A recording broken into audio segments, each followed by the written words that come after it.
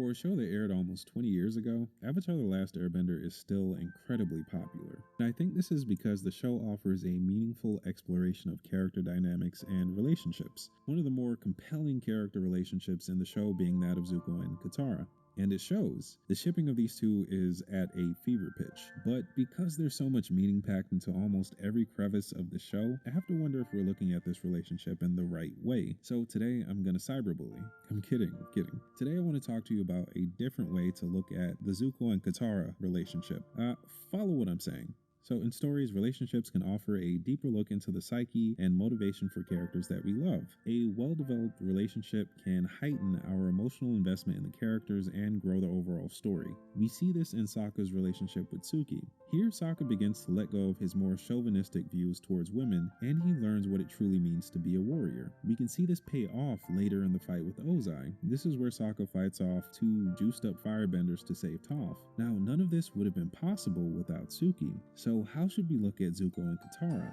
I think their relationship is truly about forgiveness and making amends. For Katara, the relationship was about forgiving and letting go of grief. For Zuko, the relationship was about making amends and finding that forgiveness. You see, they served as each other's avatar, Zuko being the avatar for everything that had gone wrong in Katara's life. Her mother's death, her father leaving the village, having to grow up prematurely, the isolation and being the only waterbender in the village, the chaos of war, and never feeling safe in the journey to help Aang master the elements. For Zuko, Katara was the avatar for everything that he had done wrong in his quest to find honor. This is best represented in the Crystal Cave scene. Now, a lot of people view this as kind of the defining moment of their romantic chemistry, but is actually two people bonding over shared trauma and trying to find forgiveness and healing. This is represented by Katara offering to heal Zuko's scar. So why is this moment interrupted? While Katara is willing to forgive, the balance is not complete. Forgiveness has to be balanced by the effort to make amends, and making amends isn't simply being sorry. You must admit your role in the damage caused, express a desire to fix it, and work with that person to repair what's broken. It isn't until the Western Air Temple that we see Zuko acknowledge the harm that he's caused and apologize to the gang.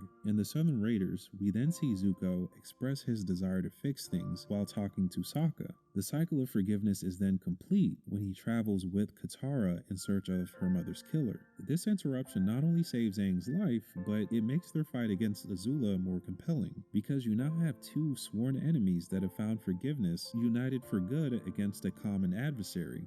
So there's the question of what would happen if they actually ended up in a relationship.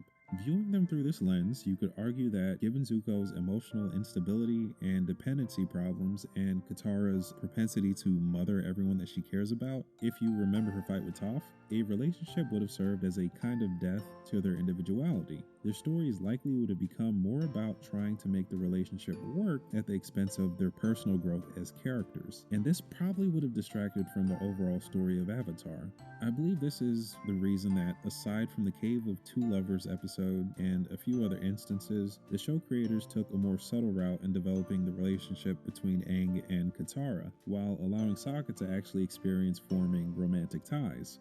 So now it's time to cyberbully for real. I'm kidding. Yeah, I've always wondered why these two are shipped together so passionately, and I think the answer to that is twofold. The first being familiarity and the second, projection. We are often drawn to what is familiar. Zuko and Katara represent two of the most common character archetypes in modern television, the good girl and the bad boy. Zuko obviously being the bad boy that expresses his pain in destructive ways and needs the nurturing love of the good girl and Katara to set him straight. The bad boy is then truly changed because of the good girl, and the good girl in turn is rewarded with emotional validation, a sense that she is enough, and the excitement of romantic love. These two are often in conflict with each other because, well, conflict sells romance stories. Their apparent hatred for each other is typically a mask to hide the more difficult to express feelings of romance and love. This wall is often broken down by a single shared moment of pain and emotional vulnerability. Tell me if that sounds familiar.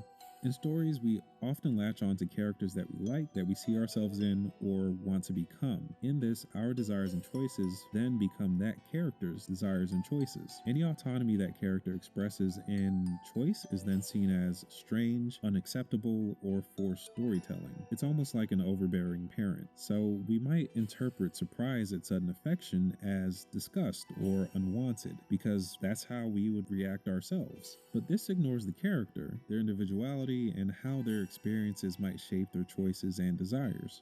So, what's best for Zuko and Katara in terms of relationships? I think that's relationships that are more focused on enjoying time spent together rather than ruminating over shared trauma. For Katara, that truly seems to be Aang. We often hear their relationship is more maternal because of Katara's mothering and Aang's, well, childishness, but I think what we often mistake for childishness in Aang is actually a fierce desire to seek joy and goodness in life, even in the face of great trauma, and, the genocide of your entire people. I think this personality trait both allowed Katara to be a kid again and gave her the perspective needed to really forgive Zuko, even if she does threaten his life a few times. And for Zuko, he has this in mind. Someone that sees his scars, both emotional and physical, knows his history, and accepts him over anything, even Azula's scary behind. For both of these characters, that's more than enough. Well, that's the video. If you like it, then please be sure to hit that like button and think about subscribing. The relationships between the characters are really interesting. They're even more interesting when you just take the romance out of it and focus on how they engage with each other. Maybe I'll see you guys in another one. Peace.